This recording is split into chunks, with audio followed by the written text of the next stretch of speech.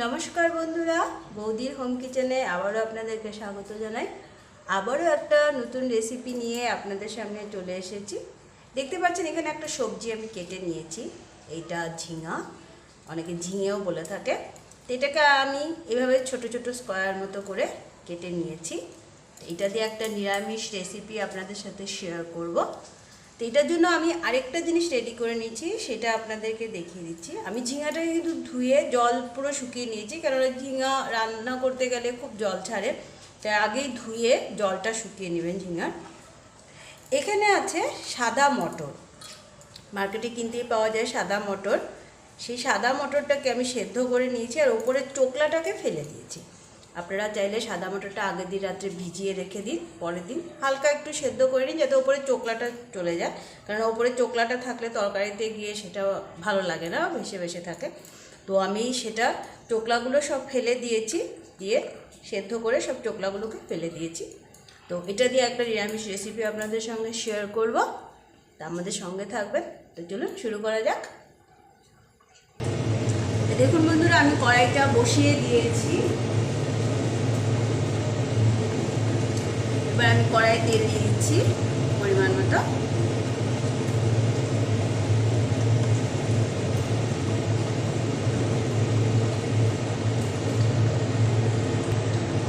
তেলটা আমার গরম হয়ে গেছে।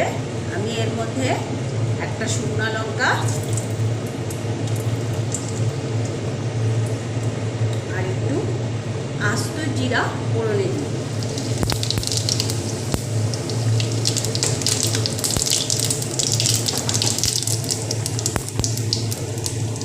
ফোড়নটা একটু পুড়ে উঠলে আমি ধুয়ে রাখা ঝিঙাগুলো এর মধ্যে দিয়ে দিই।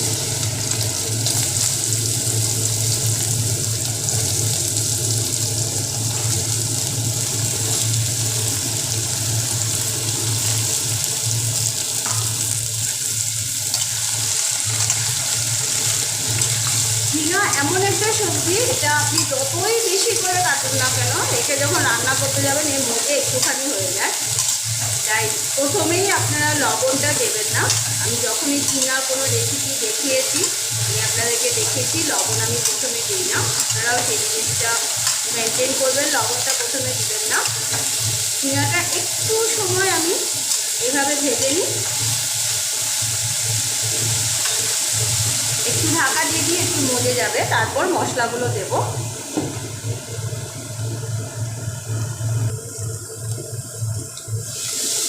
ঢাকাটা খুলে দিলাম, দেখুন আস্তে আস্তে মজে যাচ্ছে।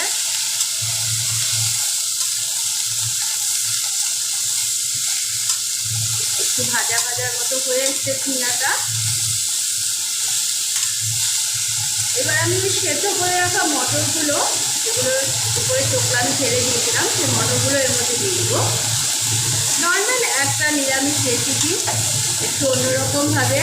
অবশ্যই বাড়িতে আপনারা ট্রাই করবেন, খেতে সত্যি খুব ভালো লাগে। হালকা ডালের সাথে খেতে দারুণ লাগে এটা।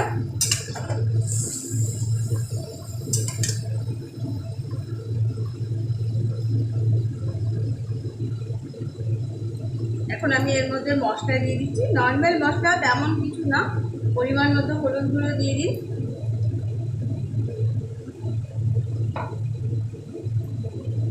অল্প লঙ্কার গুঁড়ো। বেশি ঝাল এটাতে ভালো লাগবে না, আমি হালকা একটু দিচ্ছি। আমি এখানে একটুখানি কাশ্মীরি মির্চি দিয়ে দিচ্ছি, একটু কালারটা সুন্দর হয়ে যাবে।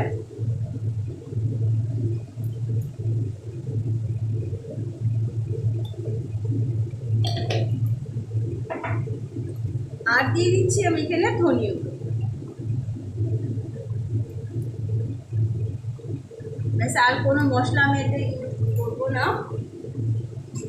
বিট নুনটা তো আমি অবশ্যই দিয়ে রাখি, যে কোনো তরকারিতে আপনারা দেখে থাকবেন।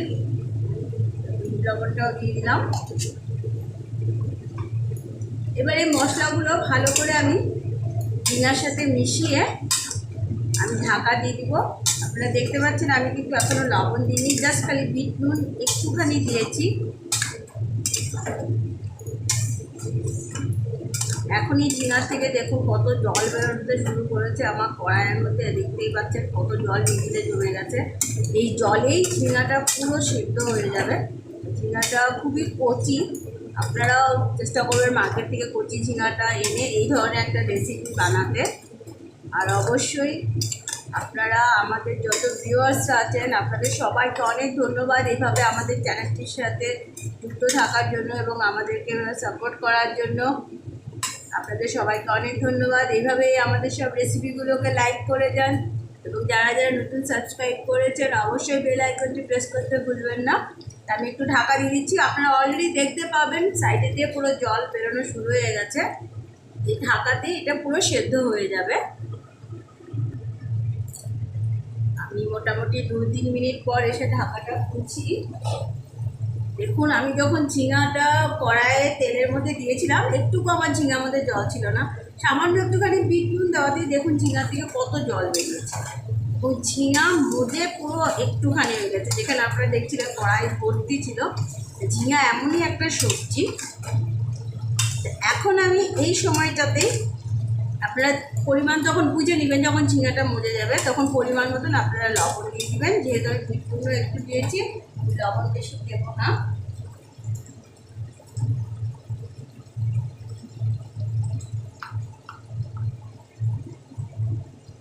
পরিমাণ মতো যতটুকু লাগবে লবণ দিয়ে দিন। তার সাথে দিয়ে দিন 2টো কাঁচা লঙ্কা।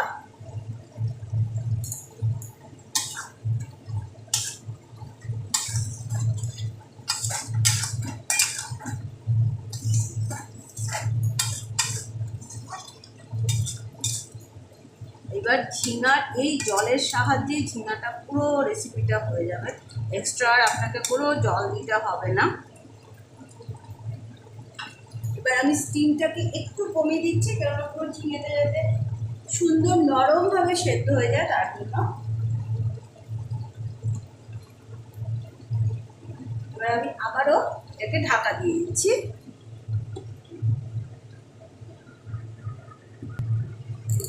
আমি আবারও মাঝখানে একবার ঢাকাটা খুললাম। দেখুন এর মধ্যে এখনো অনেক জল রয়েছে। আপনারা পুরো জলটা টেনে যাওয়া অবধি এটাকে বানাবেন। দেখুন ঝিঙা পুরো সেদ্ধ হয়ে গেছে, নরম হয়ে গেছে।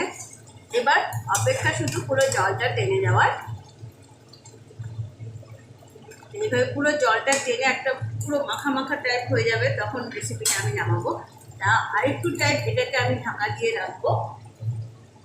অবশ্যই আপনারা আমাদের চ্যানেলটির সাথে এইভাবে জুড়ে থাকবেন।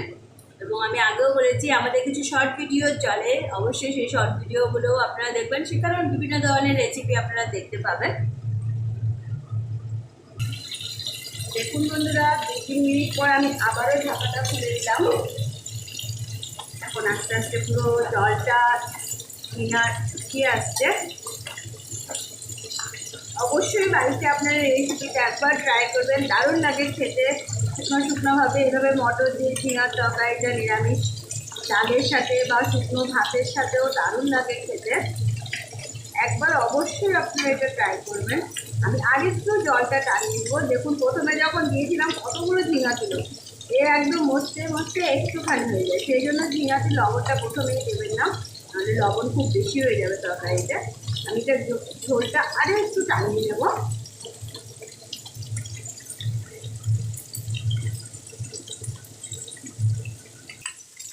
দেখুন বন্ধুরা আমার ঝিঙে দিয়ে মটর দিয়ে ঝিঙের এই পাতুরিটা একদম রেডি হয়ে গেছে।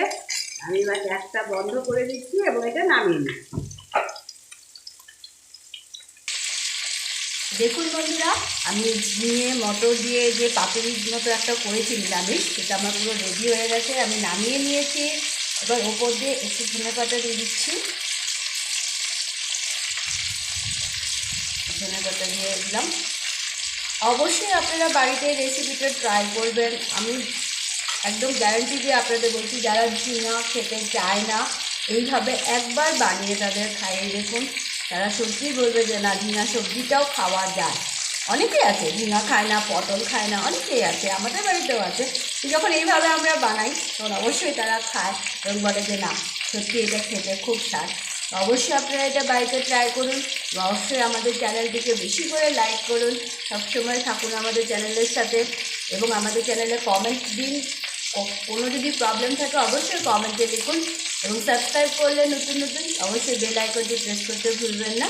তা আজকে এতটুকুই, ধন্যবাদ।